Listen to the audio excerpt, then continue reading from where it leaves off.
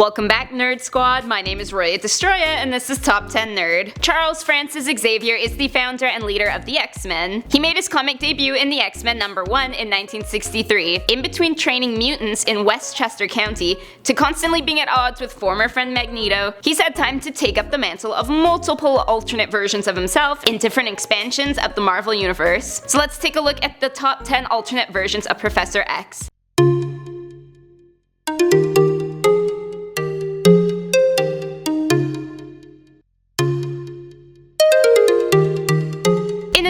Spot, we have Xavier the Wizard. In 1982, Uncanny X-Men 153 debuted a new version of Xavier named Xavier the Wizard, who existed in a story told by X's former student, Catherine Kitty Pryde. The Wizard was a strong mystic art master and the mentor of characters such as Prince Cyclops and Lady Jean Grey, if those sound familiar at all to you. In this story, he had the ability to cast spells, including projecting energy fields and enchanting inanimate objects, although he was physically old and frail. Not a bad trade-off if you ask me. Coming in at number 9 is Ultimate Marvel. This 2000 series featured reimagined and revamped versions of the characters we already knew, and with it came an updated version of Professor X. He is a world-famous lecturer and the most powerful telepath, but most significantly he is open right from the get-go about his mutant status and working on dreams of a mutant society with Magneto, who of course ends up betraying him, after X left his wife and 6 son for the project of course. Next up at number 8 we got Dr. Strangefate. My very favorite creations come out of the Amalgam universe, and Dr. Strangefate is no exception. I have always loved a good crossover.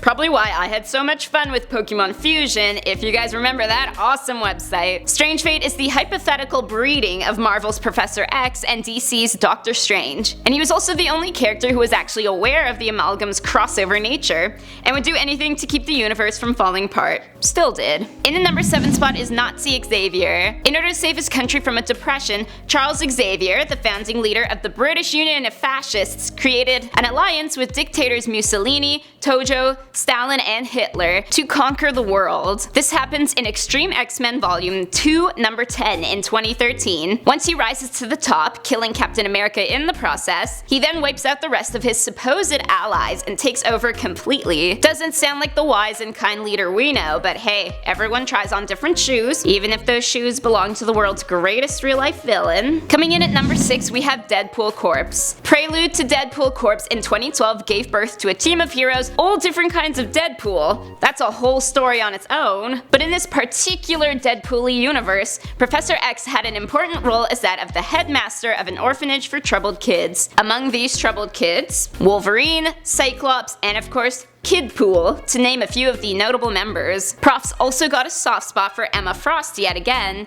who runs an orphanage for the female characters like Jean Grey and Rogue. Plus, he works alongside Storm as the orphanage's headmistress, so those kids better damn behave, wouldn't want to get on her bad side. Up next at number 5 is Shadow Xavier. In the first plotline of 1987's Excalibur series, the X-Men team is called to attention when a fight breaks out between Dazzler and a group of mutant villains resembling the original X-Men team. Turns out this team is sent from an alternate universe, surprise surprise, where Professor X has been possessed by the Shadow King and has been using this team to wipe out the human race. This version of X could walk normally, as a usual trait of X is his wheelchair, or sometimes being carried around by his charges, which I think is super sweet of them. Up next at number 4 we have Lord Xavier the Witch King. First appearing in Volume 2, Issue 9 of Extreme X-Men in 2013, that's a lot of numbers, the Witch King was a merciless ruler of Genosha, a small island near Madagascar in this particular Marvel universe. He ruled through his army of orcs and beasts, as well as his abilities that included his usual mutant powers, plus the ability to use concussive energy blasts and the power to cause interference with machinery. Super annoying when you're trying to use your iPhone. I imagine service wasn't so great on that island anyway. In the number 3 spot is Carlos Javier, also known as King Charles I.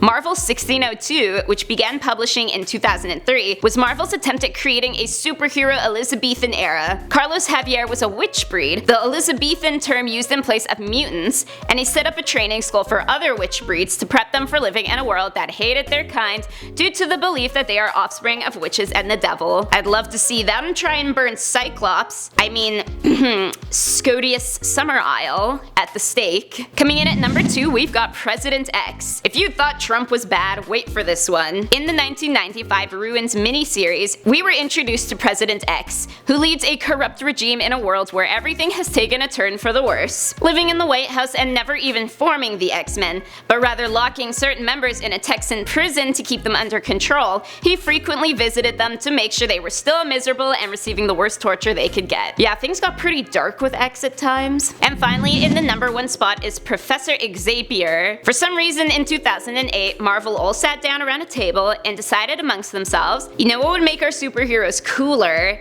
If they were all monkeys. Don't even ask me how this happened or why this was a thing, but alas, Marvel Apes was born, along with the inclusion of a Professor X character by the name of Charles Xapeir.